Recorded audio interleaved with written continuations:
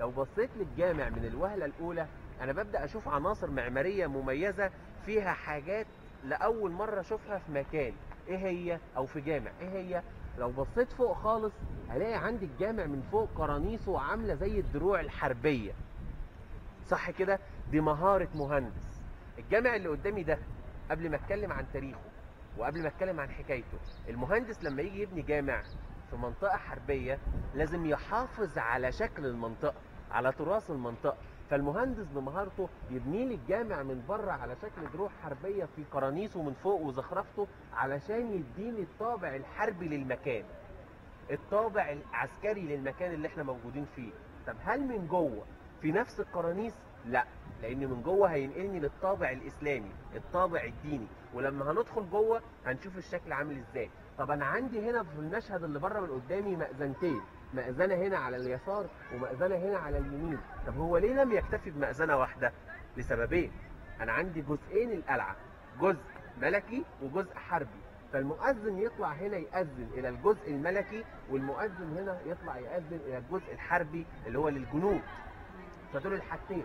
اما لو بصيت على القبه اللي احنا شفناها من بره، لما قلت لكم شايفين القبه خضراء وهنشوفها من جوه، لو بصيت على القبه هلاقيها مميزه خضراء. انا عمري ما شفت في العماره الاسلاميه في مصر قبه خضراء بالشكل ده الا هنا في جامع محمد بن قلاوون اول ظهورها. طب ليه القبه خضراء؟ لان هم اساسا المماليك او الناصر محمد بن قلاوون ده عصر مملوكي، والمماليك كانوا دايما متاثرين بالفن اللي احنا لو رحنا قران نشوفه، اللي هو اساسا تاثير مغولي. الفن ده بيعتمد في تصويره على ان يكون القبه سيراميك لونه اخضر. يعني احنا لو رحنا ايران او المغرب هنشوف، ايران تحديدا هنشوف الموضوع ده اخضر. طب الاخضر ده بيرمز لايه؟ الاخضر ده لو شفنا في التصوف او شفنا في الفن او شفنا الى رمزياته متعدده، ولكن النهايه حاجه واحده. بيرمز الى اولا ارض الجنه الخضراء، الحقول الخضراء، يعني الخير. اذا القبه هنا هي لها وظيفتين، الوظيفه الاولى هندسيه كانه مضخم للصوت زي ما هنشوفه جوه، والوظيفه الثانيه ان اللي يشوف من بره اللون الاخضر للقبه هو هنا ده مكان خير، المكان اللي بيبعث وبيرمز الى الخير. فدي الرمزيه الفنيه بتاعته. طيب ايه تاني؟ بيرمز الى الارض الخضراء اللي هيبقى هو قاعد فيها، مش بس في الجنه، هيدفن كمان فيها. هتقول لي طب ما هو بيدفن في ارض سوداء بس حواليه ارض خضراء، فهو عايز يديك الامل والانطباع ان انت نهايتك في الجنه. نهايتك في الجنه امتى؟ لما تخش الجامع وتقضي فرائض وغرضك الى ربنا، صلاتك لربنا. طيب جميل جدا، ده بالنسبه للشكل اللي بره. طب الجامع اللي قدامي هو ده اول جامع يتبنى هنا في المكان ده؟ لا، كان مكانه في الاصل جامع من عهد الملك الكامل، اللي اساسا القلعه اتفتحت في عهده، اول من سكنها هو الملك الكامل.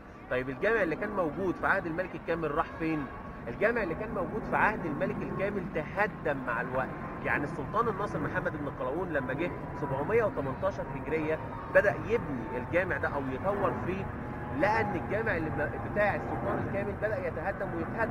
طب اقول لكم على معلومه كمان، اول خطبه يخطبها من عند الحاكم بامر الله كانت في الجامع ده، مش ده اللي قبله بتاع الملك الكامل، اول خطبه يخطبها. طيب لما جه السلطان ناصر محمد بن قلاوون واهتم بالجامع وطوره، زي عاده اي سلطان او اي ملك يهتم بالجوامع ويطورها، او الحاجات اللي هو زي الازهر، لو الازهر مثلا هيهتم بالازهر، لو المنصوريه هيهتم بالازهر، يهتم بجامع عمرو بن العاص. لحد النهارده بنهتم بجامع عمرو بن العاص. فلما اهتم بالجامع لقى ان مع الوقت الجامع متهالك، فازال الجامع، وكانت حوالين الجامع هنا من ورا المطابخ بتاعه القلعه، ازال الجامع والمطابخ وكل ملحقاتها وبدا يبني الجامع الجديد اللي انا شايفه قدامي. طب هو ده الجامع اللي اتبنى 718 هجريه؟ برضه لا، لانه هده تاني، لان اللي عمله 718 كان يعتبر تطوير على جامع الكامل. هده تاني بقى خالص وهد المطابخ وكل ده، واللي قدامي ده 735 هجريه. هو مات امتى؟ مات 741، يعني لحق يصلي في الجامع ده، مات 741 هجريه. طيب ليه اهتم بالجامع؟ والجامع ده في العصور المتلاحقه ايه اللي حصل له؟ اولا المماليك كان لازم يهتموا ببناء الجوامع اهتمام كبير جدا. الجامع ده اخذ اكتر من تسميه، يعني الجامع ده اخذ تسميه الجامع الناصري، الجامع السعيد، جامع الخطبه، الجامع الملكي. ليه الملكي؟ علشان كان بيصلي فيه السلطان، او الجامع السلطان بيصلي فيه السلطان، جامع القصر الخاص بالملك، بالحاشيه، بالسلطان، بالوالي. فالجامع ده اخذ اكتر من تسميه. طيب ادي نقطه. الجامع في عهد المماليك اهتموا بيه ازاي؟ كان دايما الاحاديث والقران والخطب، ومش بس كده، ده كان عندنا كمان حاجه بتتعمل في العادات والتقاليد زي الحضارات او الحاجات اللي بيعملوها، زي عايز اقول بتتسمى الاحتفالات، زي الاحتفال بالمولد النبوي والكلام ده كله يتعمل في الجامع ده. فالجامع ده حظى بطريقه كبيره بالاهتمام العلمي من القراء والمشايخ والقعدات والجلسات، فبقى دايما موضع اهتمام على مر العصر المملوكي. والمماليك كانوا اذكياء لما فكروا يعملوا كده. هم كانوا بيعملوا كده عشان حاجه مهمه جدا، ان المماليك اصلهم مش مصري. طب ما انت هتقولي طب ما اللي قبله ما كانش مصري، بس المماليك معروفين ان هم في البدايه كانوا اساسا يعتبروا، مش عايز اقول لفظ خدامين، عايز اقول ان هم كانوا مساعدين، مش عايز، انا عايز اقول كده. ليه؟ هم كانوا عايزين بقى يقربوا للشعب. فذكاء اي حد عشان يقرب للشعب يدخل له من مدخلين، اهمهم الدين. فهو بيهتم له بالدين بتاعه علشان انا احبه وهو يحبني. فدي كانت دخلة المماليك، ولذلك كان الاهتمام بالجامع كبير جدا.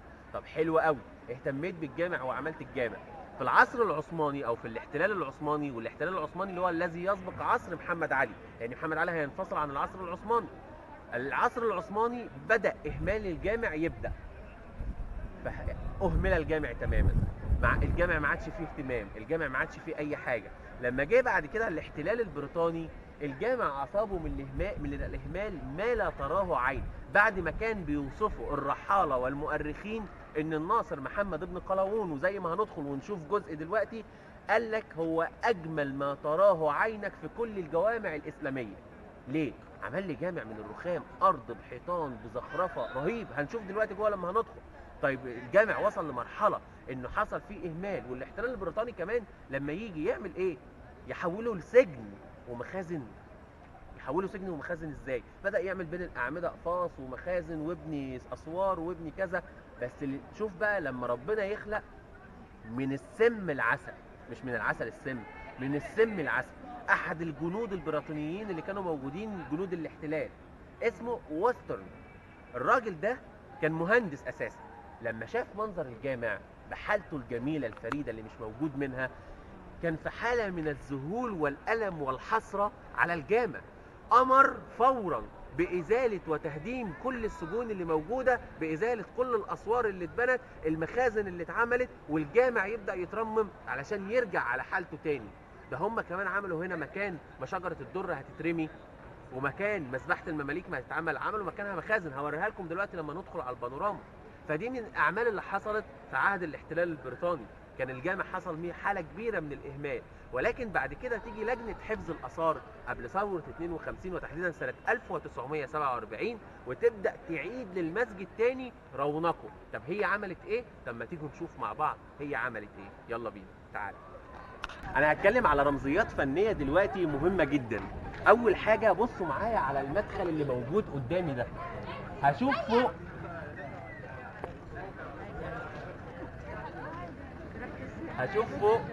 هشوف فوق بصوا معايا بقى الرمزيات الفنيه بتقول ايه. والرمزيات دي ممكن تتغير معايا في اكتر من حاجه، ولكن بتدي نفس المعنى على حسب انا في انهي عصر. بمعنى ايه؟ بصوا معايا على المدخل من فوق، هلاقي حاجه كده عامله فوق المقرنصات اللي قدامي دي كانها شمس، شايفينها نازله. الشمس دي رمزيتها ايه فنيه، او الوضع ده رمزه ايه فنيا؟ ان انا على مدخل الباب، مدخل الجامع اللي هو مناره الاسلام، انا بقول ان الشمس دي هي دين الاسلام الذي يسطع بكل ما فيه من جمال على العالم والكون كله. بيغطي زي الكره الارضيه، زي الكره الارضيه بيغطيها بالظبط كده، بالظبط. لما انزل تحت الاقي عندي هنا النص التأسيسي والايه بتاعته اللي بتبدا فوق ببسم الله الرحمن الرحيم ويكمل. طب ما تيجي ندخل من الباب ونشوف بقى الجمال اللي موجود جوه عامل ازاي، وهوريكم الاتحاد ما بين الاسلام والمسيحيه على ارض مصريه شكله كان بيقول ايه. تعالوا.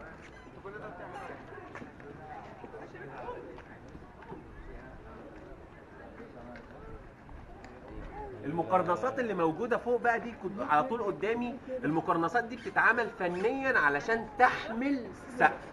يعني ايه؟ يعني انا عندي هو عامل فوق اهو زي ما قلنا الشمس اللي موجود، طب عشان هي تتشال او يحمل السقف اللي موجود فوق. كل دي زخرفه فنيه بس هي لها مدلول. بس عشان السقف اللي فوق ده يتشال وما ينهارش على الفتحه اللي انا واقف فيها لازم يعمل لي مقرنصات تمتد من الاعلى او من الخارج الى الداخل، فيحمل جسم المبنى من فوق على جسم الحائط اللي موجود قدامي فما ينهارش عليا. تعالوا اتفضلوا.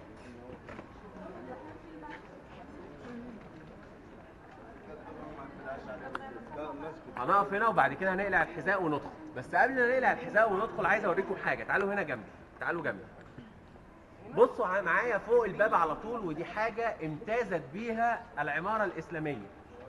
دايما دكه المبلغ لما بنروح السعوديه، وربنا يوعدنا جميعا ويوعد جميع المشاهدين والمتابعين ان لما يروح السعوديه يلاقي في الجامع النبوي عليه الصلاه والسلام دايما في حاجه اسمها دكه المبلغ، علشان الامام لما يكون واقف قدام وبيخطب او بيتكلم وهو بيصلي يقول الله اكبر، يوقف هنا الراجل وراه يقول الله اكبر، يردد الصوت.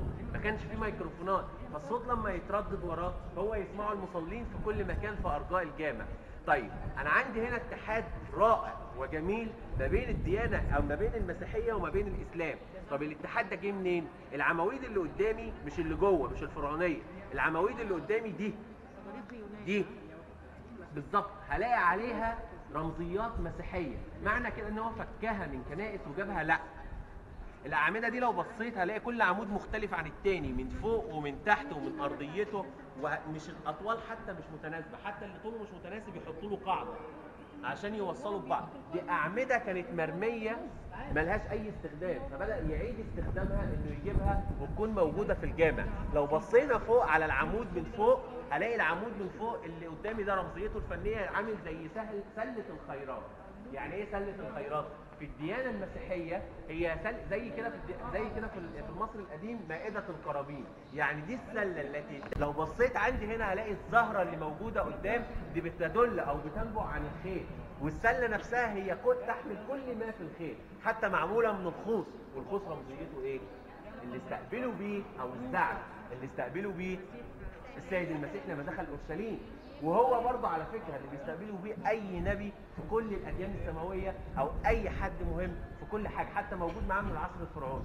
طب انا عندي هنا حاجه ثانيه تدل على ان الاعمده اللي موجوده قدامي دي تدل ان هي مسيحيه. انا عندي صليب موجود على العمود. تيجوا نشوفه. نقلع الشوز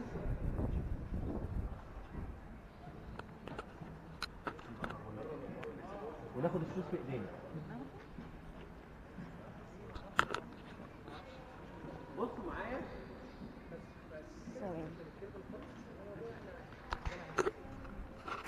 تعالوا اتفضلوا. العمود الاول عشان ما تنسوش، الاول الثاني الثالث. العمود الثالث لو بصيت في العمود الثالث فوق هلاقي صليب، شايفينه؟ هيبقى انا هنا عندي حاجه مهمه جدا، رمزيه مهمه جدا. الصليب اللي موجود قدامي ده بيدل على نقطه ان مسيحي فرعوني اسلامي في النهايه هو مصري بيجمعنا مكان واحد. حلو. الصليب ده سؤال بقى حلو قوي. الصليب اللي موجود قدامي ده صليب متساوي الاضلاع. معناه ايه؟ عشان الصليب بيختلف في رسوماته. صليب متساوي الاضلاع معناه، قربي مني خليكي متر بالظبط. صليب متساوي الاضلاع معناه اقامه الكنيسه المسيحيه على الارض. يعني ايه؟ الكنيسه المسيحيه دي اللي هي الكنيسه السماويه اللي موجوده في السماء. معنى ان الصليب يتعمل متساوي الاضلاع فانا بجيب جنه السماء في الديانه المسيحيه احطها على الارض، اذا فانا ببارك الارض بيها. طب لو الصليب طويل زائد معناه ايه؟ معناه ده بيرمز الى الصليب اللي اتصلب عليه السيد المسيح الذي عانى من اجل ان يرفع الخطيئه على البشريه. والخطيئه اللي على البشريه بيرمز لها بايه؟ خروج سيدنا ادم وستنا حواء من الجنه. لما في الديانة المسيحية الثعبان وسوس لستنا حواء وأكلت من الشجرة المحرمة فخرجت من الجنة، فدي الخطيئة. الناس لما بعد كده بقت بره الجنة وبتعمل خطيئة هو جه. كل من يؤمن بالسيد المسيح اترفع عنه الخطيئة. لما اتدفن تحت الأرض هو ما ماتش، هو حي بين الأموات. هو نزل لعالم الآخرة للأموات بيبشرهم بالديانة المسيحية، ومن يؤمن به بروحه بيرفع عنه الخطيئة ليدخل معه إلى الكنيسة السماوية وهي الجنة. إذن الصليب المتساوي الأضلاع اللي موجود قدامي هو رمز للكنيسة السماوية. طب ما تيجوا بقى نشوف الجامع كان شكله عامل إزاي وليه اتقال عنه اجمل واحلى الجوامع التي لن ترى اجمل منها في العماره الاسلاميه. الجامع اللي احنا شايفينه قدامنا دلوقتي هو ما كانش ده شكله الحالي، هو الشكل اللي موجود قدامي هو من عمل لجنه حفظ الاثار سنه 1947 ميلاديه، ولكن في الاصل كان الجامع عامل، شايفين قدامي المحراب اللي موجود قدامي على طول، اللي هو القبله اللي موجوده قدامي شايفينها؟ لما نروح هناك هنشرحها بالتفصيل. شايفين الحائط نفسه رخام؟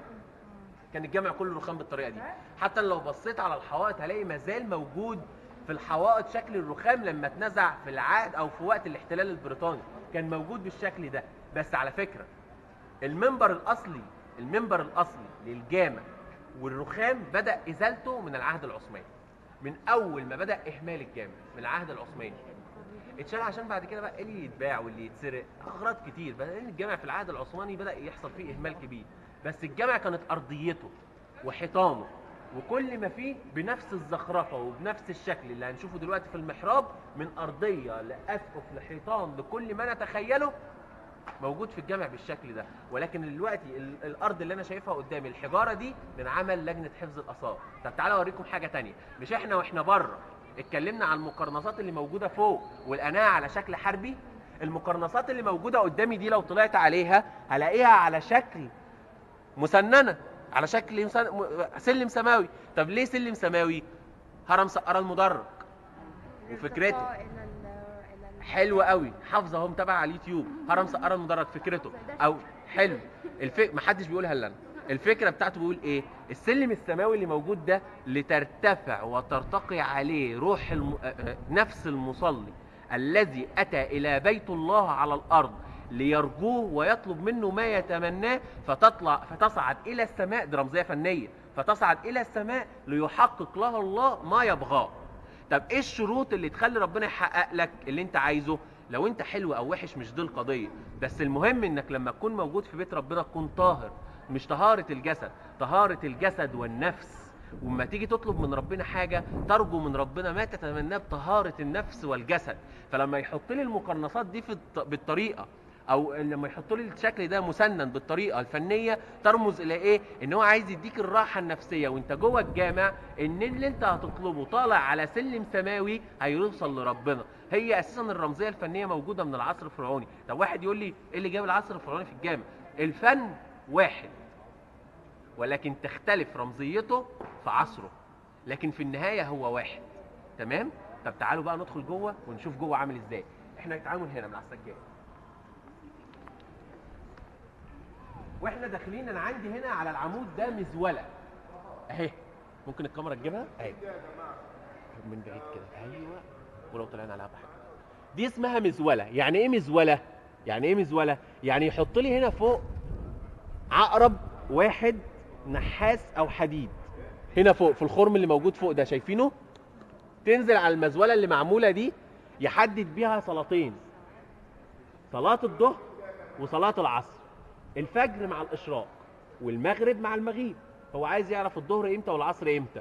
لما ينزل من فوق هنا شكل الحديد او العقرب يبقى محطوط كده ثابت، وبعدين يجي هنا بصوا صاد لام ف هو محددها، وبعدين تلاقيه كاتب هنا من فوق من هنا، او ايوه اولى ثانيه ثالثه رابعه خامسه سادسه اهي. دي عدد الساعات. لما يجي الظل او الشمس تيجي وتتعامد، لو الظل تعامد على الساعه الاولى الساعه الثانيه الساعه الثالثه، يبقى دي عدد الساعات بتاعه النهار، او دي الساعه بتاعه النهار. يبقى هو هيعرف هنا يحدد امتى يكون الظهر ويحدد امتى يكون العصر. طب مين اللي عملها؟ انا عندي هنا نص اهو تاسيسي مكتوب عليه ايه؟ مين اللي يعرف يقرا؟ عمل محمد. ايوه عمل محمد ابن محمد الايه؟ البكرمي. ايه؟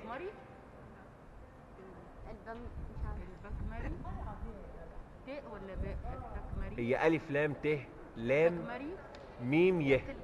التلمري. وبعد كده بيختم تحت بالمهندس اللي عملها. عام ايه بقى؟ اهو بص كاتب ايه؟ عام 787 هجريه. في عام في عام 787 هجريه. وده عدد الساعات. تعالوا بقى نخش جوه ونشوف الحكايه بتقول ايه. هي القبه قدامي اهي، بصوا على القبه الخضراء اللي انت قايل انها بالظبط هو ده جمل اللي له رقيات. بالظبط. تعالوا بقى نخش نشوف القبه عامله ازاي وتقول ايه. اتفضلوا.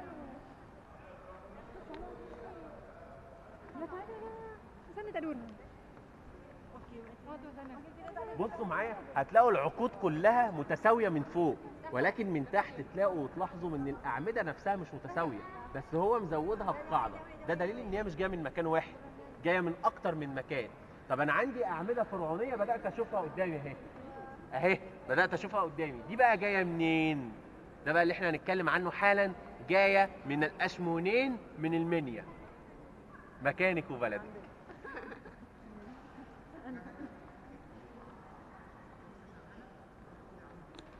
هنقف هنا لحد ما زميلنا يخلص جوه شرح، بس هنشرح من هنا اللي احنا عايزين نقوله. انا عندي كل الاعمده الفرعونيه الجرانيتيه الحمراء، ده اسمه عمود جرانيتي احمر محبب اهو، موجود عندي في رواق القبله. ليه الاعمده دي تحديدا؟ علشان هتشيل معايا القبه اللي موجوده فوق، فلازم يكون العمود وتد. العمود على فكره بيرمز الى حاجه مهمه جدا، الى الثبات والاستقرار، فلازم يكون وتد يقدر يشيل قبه. القبه دي وقعت 3 مرات. اخر اعمال ترميمها كانت لجنه حفظ الاثار. القبه دي لها استخدام، هندخل حالا مكان زميلنا ونشرح عنها. بس انا عندي الاعمده دي جايه من الاشمونيين من المنيا. يقال عنها في الكتب ان الملك المنصور قلاوون او الناصر قلاوون جمع ليها كل العمال والمراكب وكل ما يلزم من عماله علشان تنقلها هنا للقاهره. احرف العمال عشان ينقلها هنا للقاهره، لانه جايبها من المنيا عن طريق نهر النيل. طب تعالوا، القبه اللي قدامي دي ميزتها او فايدتها ايه؟ اول حاجه، احنا ما كانش عندنا ميكروفونات، ولكن القبه هنا بترمز عندي او بتعمل عندي تجهير الصوت، ولذلك انا سامع صوت زميلي وهو واقف بيشرح جوه لان هي مجهره صوته. طب هل ارتفاع القبه اللي موجود قدامي ده كان اساسا الارتفاع الاصلي للقبه الاصليه؟ لا، القبه زادت في ارتفاع. اللي عملها كده الناصر محمد بن قلاوون، ولما وقعت في عهد قايتباي رجعت لجنه حفظ. هي وقعت 3 مرات، المرتين اخر مرتين قايتباي وقبل لجنه حفظ الاثار بعد الاهمال اللي حصل في الاحتلال البريطاني. بعدها على طول لجنه حفظ الاثار اعادت ترميمها مره ثانيه. طب تعالوا بقى ندخل جوه ونشوف الوضع شكله عامل ازاي. اتفضل. هو كان هنا في سجاد بس هم لموه. ما تقعديش تتعرفي على الناس وتلمي ده. بهزر.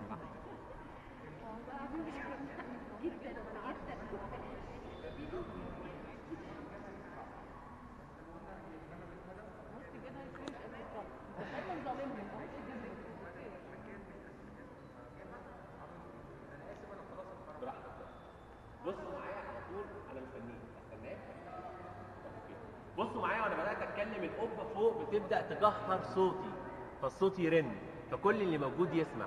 انا قدامي المنظر الموجود قدامي ده كده على طول هو منظر الرخام اللي موجود على الحوائط، اللي زي ما اتفقنا كان بيلف الجامع كله داير ما يدور. بس انا هنا عندي حاجه مهمه، المحراب اللي موجود قدامي هو المحراب الاصلي للجامع. في محراب على اليمين وعلى الشمال، وفي عندي منبر. ده مش المنبر الاصلي، المنبر الاصلي راح فين؟ اختفى بدايه من عصر الاهمال في العصر العثماني. اختفى. طب المنبر الموجود ده من عهد مين؟ مين يقدر يقول؟ كامل؟ لا. بعد الاحتلال البريطاني؟ هو في عهد اسره محمد علي. فاروق. لسه كنت هقولها. هو فاروق عمل حاجتين، عمل المنبر اللي موجود ده، وهيعمل في جامع بابا منبر. ليه؟ علشان يفضل ذكراه موجوده باثره في المكان. طب تعالوا معايا ونبدا نبص على رمزيات وحاجات مهمه في المحراب. قبل ما نشرح المنبر ونتكلم عنه، تعالوا نبص على المحراب واللي موجود فيه بعد ما الاستاذ خلص تصوير. اتفضل. هقول لكم بقى، ده حلو قوي. بصوا، لا مش بيحدد بس اتجاه القبله، ده اسمه محراب وده اسمه منبر. المنبر ده بص بقى، اقول الباب بتاعه، الباب اللي بيفتح زي في الكنيسه ده باب اللي بيفتح على الجنه. الباب اللي بيفتح ده ويعتبر باب بيفتح على برضه الجنه، حلو كده، على طريق ربنا. لما بيطلع اللي على اليمين وعلى الشمال اسمهم رشتين، اللي هو الترابزين اللي احنا بنقول عليه دلوقتي ترابزين. على اليمين وعلى الشمال اسمهم رشتين اعمالك، نيتك، اللي بيرتقوا بيك من الارض الى السماء، تطلع فوق على الجوسق اللي هو بيقعد عليه يخطب الامام يتكلم. هنلاقي فوق شكل الهلال او شكل مأذنه على شكل البصله، اللي هو اساسا شكل المآذن دي من بره. الموجود فوق ده بيرمز الى ايه؟ الهلال بيرمز الى ايه؟ ده بيرمز الى ايه؟ للديانه الاسلاميه. وهو هنا موجود بيتكلم، فهو بيتكلم بلسان الدين.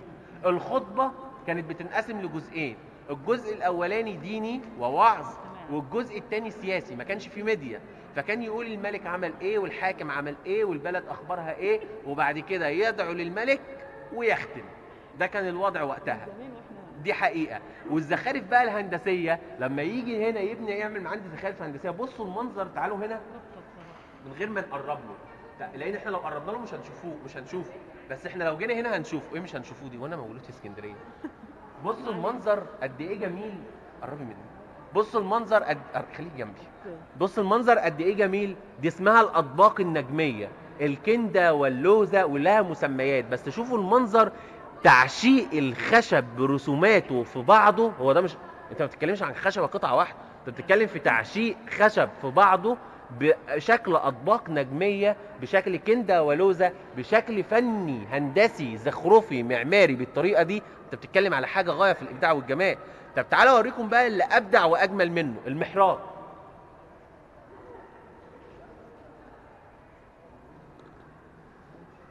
كلمه محراب، كلمه محراب هي جايه من ان الانسان بيحارب شيطانه علشان يقف في حضن ربه، زي في الكنيسه حضن الاب، الحميه. فهنا المحراب، محراب ايه؟ انا بحارب شيطاني وشيطان الاسلام عدوي علشان اقف في حضن ربي، اصلي له واتعبد له وادعوه. طب المحراب ده في رمزيات حلوه قوي. الرخام ده المعمول منه ومصنوع منه، والزخرفه جميل. بصوا بقى معايا للرسومات الحلوه. انا هنا عندي رسمه موجوده بتبدا من فوق زي بالظبط صدفه بالظبط او شمس، فهو بيرمز الى ايه؟ الى الباب بتاع الجامع. بصوا بقى معايا الرمزيات، ممكن تقعد على ركبك. الباب بتاع الجامع، وبص الرمزيات عامله ازاي. انا مرسوم هنا عندي ده فن الباروكو والروكوكو اللي بدا يظهر في اوروبا، بدايه ظهوره في اوروبا في عهد مين؟ في العصر الحديث. بيرمز فن الباروكو والروكوكو بالرسمه اللي قدامي هنا عن ايد العنب واغصانها، بترمز الى الخير. اذا يبقى باب الجامع هو باب الخير اللي هيدخلني في النهايه على الجنه. حلو. المنظر اللي قدامي من فوق هو منظر الشمس الساطعه، وهي شمس الاسلام، دين الدنيا والاخره، اللي هيدخلنا الايه؟ الجنه، اللي نازل باشعته على الكون كله. اذا الجامع بيمثل بيت الله على الارض. الاعمده اللي على اليمين وعلى الشمال ترمز الى الثبات والوتد. اذا عمود الدنيا هو دين الاسلام، ثبات الدنيا تديني في دين الاسلام. طب لو انا في كنيسه مسيحيه هقول نفس الرمزيات بس على كنيسه، على الديانه المسيحيه. اذا الرمزيه الفنيه ثابته ولكن متغيره حسب عصرها. بتقول ايه؟ المعنى واحد ولكن متغير. لو بصيت عندي على هنا على المنظر اللي موجود ده اسمه ايه؟ لا، هي فعلا سفنيفساء، اللي هو الشكل بتاع الرخام. لكن ده نفسه اسمه ايه ده؟ حلو. لا مش موزايك، ده اللي هو بيتعمل عليه بيتسمى عارفين الطاوله لما يروح يقول لك انت جايب طاوله؟ ايوه، ده بقى بيتسمى، ده بيبقى اسمها سن الفيل. لا سيبكم من نوعه، هي لها اسم. كانت في بالي حاجه. لا هي مش ارابيسك، بس هقولها لك حالا. هتيجي اللي بيشوفونا يكتبوها في كومنتات. هتيجي، كانت في بالي حالا. حسدنا ولا ايه؟ كانت في بالي حالا. اسمها ده على فكره شغلانه خالي الله يرحمه، اسمها ماشي هنفتكرها. المهم نكمل. بصوا معايا بقى على باقي النص اللي موجود. بسم الله الرحمن الرحيم. هتلاقي موجود محمد رسول الله صلى الله عليه وسلم. بقى هو هنا كاتب اهو. ايوه، والذين معه على حلو قوي. كملوا ها لحد ما تخلصوا. العيش يركعون سجدا يبتغون فضلا من الله رضوانه. ها سيماهم على وجوههم من اثر السجود. برافو. ده المنظر اللي موجود والشكل اللي موجود قدامي في المحراب. بصوا بقى على المحراب من فوق، على طاقية المحراب نفسها من فوق عاملة ازاي. كلمة الله نازل منها كم الزخارف اللي موجودة، اللي بترمز في النهاية ان انت هنا في حضن ربنا بإيمانك بدينك. فانت في المكان الصح. ده المحراب ورمزيته. تعالوا نرجع لورا شويه ونتكلم ان ورا المحراب ده موجود عندي.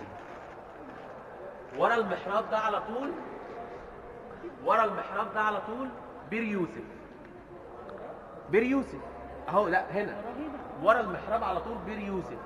فبدات الناس قدامي بدات الناس تقول لك ايه ده البير اللي اترمى فيه سيدنا يوسف. لا، بير يوسف هو بيرمز، هو بيتكلم مين هو يوسف؟ زي ما احنا قلنا بره واحنا بنشرح، الى يوسف ابن ايوب ابن نجم الدين، اللي هو يوسف اللي هو صلاح الدين الايوبي. هو صلاح ولا حفيد صلاح الدين؟ لا، هو صلاح الدين ايوبي. اسمه يوسف. صلاح الدين دي رمزيه، اللي هو صالح الدين. اللي بيصلح. صالح بالظبط، صالح الدين. ليه صالح الدين؟ لان هو بيقضي على الحمله الصليبيه، وبيقضي على المذهب الشيعي، ويبدا ينشر المذهب السني. فهو اسمه ايه؟ صالح الدين. ده لقب زي نجم زي بالظبط ايه، كل الناس زي بالظبط ايه، نجم الدين. يعني ايه نجم الدين؟ الدين اللي هو دين الاسلام، وانت النجم البراق اللي بيشع بنوره بنور الاسلام. فهي بالظبط هي رمزيه. فهو اسمه ايه؟ فقال لك ايه؟ صالح الدين الايوبي، اللي هو ابن ايوب، يوسف ابن ايوب. فبقت اسمها مؤخرا او حرف مجازيا صلاح الدين الايوبي. فالبير اللي موجود ده عمقه تحت الارض 90 متر، بير يوسف. وهنتكلم دلوقتي على بير يوسف. عمقه تحت الارض 90 متر، بينقسم الى 2 مستوى. المستوى الاول 50 متر والمستوى الثاني 40 متر. بير يوسف، وعشان كده انا بقول على الجامع ده الجامع المبروك. بير يوسف بيبقى هو عباره عن بير بيطلع ميه طبيعيه للقلعه. ورايا هنا على طول، ينفع ندخله بعد ما نخلص، بس هو بيقال ان في بقى تعابين عشان تنزل على عمق، بس ممكن ندخل كلنا ونتشجع بعد ما نخلص. اتفقنا؟ اول ما نخلص ندخله كلنا. انا بحب روح المغامره دي والله. اتفقنا ندخل كلنا مع بعض ونساعد بعض. بير يوسف كان بيطلع الميه للسكان اللي قاعده في القلعه. في عهد الناصر محمد بن قلاوون القلعه ازدادت عمران، فقرر ان هو يفتح البير شويه علشان يطلع ميه اكتر للناس اللي موجوده. طب الميه اللي كانت موجوده دي بتطلع ازاي؟ بتطلع عن طريق السواقي. ينزلوا ميه طبيعيه، عين ميه طبيعيه. السواقي تطلع ازاي؟ ومن الروايات والاساطير بيتقال ان كان صلاح الدين لما بيقبض على الصليبيين يجيبهم هنا يشتغلوا كعبيد علشان يحفروا البير فيفحطوه في الصخر. هو اصلا صلاح الدين ما شافش القلعه وما لحقهاش اصلا، ده هي بقى اكتملت في عهد مين؟ الكامل. تمام؟ طيب، حاجه مهمه قوي، الميه بتطلع ازاي؟ عن طريق السواقي. واللي بيدور السواقي عجول.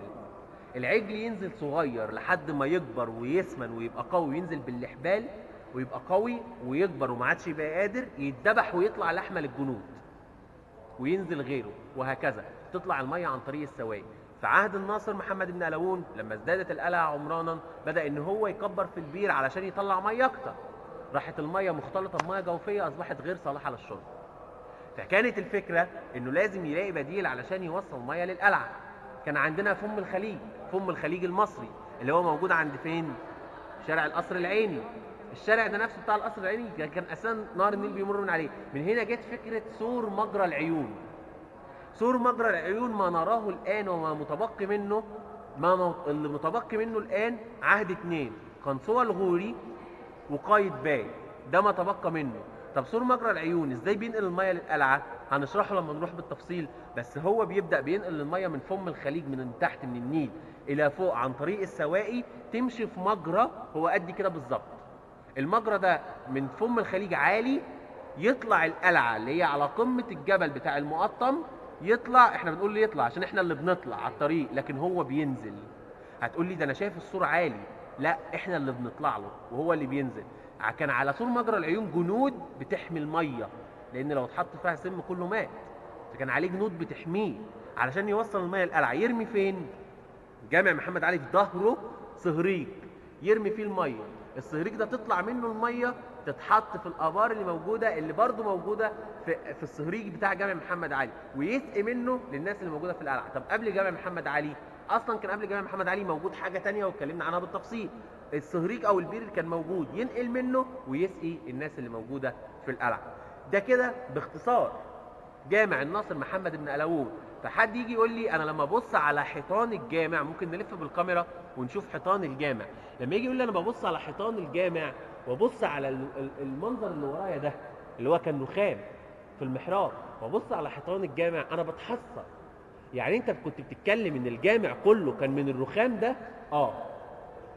والارضيه البواقي، ايوه في بواقي ظاهره اهي، لو انا لفيت يمين وشمال هلاحظ البواقي اللي ظاهره على الحيطان. البواقي دي اهي فوق الحيطه على طول هلاقي عندي رخام لسه موجود اهو يمين وشمال. طب انت الجامع كله كان كده؟ ايوه. كان كل ده راح فين؟ بدايه من العصر العثماني واهمال الجامع كل ده بدا يروح. طيب انا شايف قدامي فتحات بس اتقفلت. الفتحات دي كانت شبابيك بس اتقفلت. طيب لجنه حفظ الاثار عملت ايه؟ بدات تعمل ترميم للجامع مره تانية، تبلط الارض بالبلاط او بالطوب الجيري الحجري، الطوب الحجري الجيري بدل من الرخام اللي ما عادش موجود. الحيطان بدات ترجعها تاني لاصلها على قد ما تقدر. عملت شبابيك جصيه. يعني ايه جصيه؟ لو بصيت على الشباك من فوق هلاقيه معمول من الجص اللي هو ايه؟ اللي هو الجبس اللي احنا حاليا بنقول زي الجبسن بورد، بس ما عملتش فيه ازاز ملون. ما هي ما عملتش، ما كانش بقى فيه فلوس ولا ايه مش عارف، بس هي اكتفت بالشبابيك الجصيه.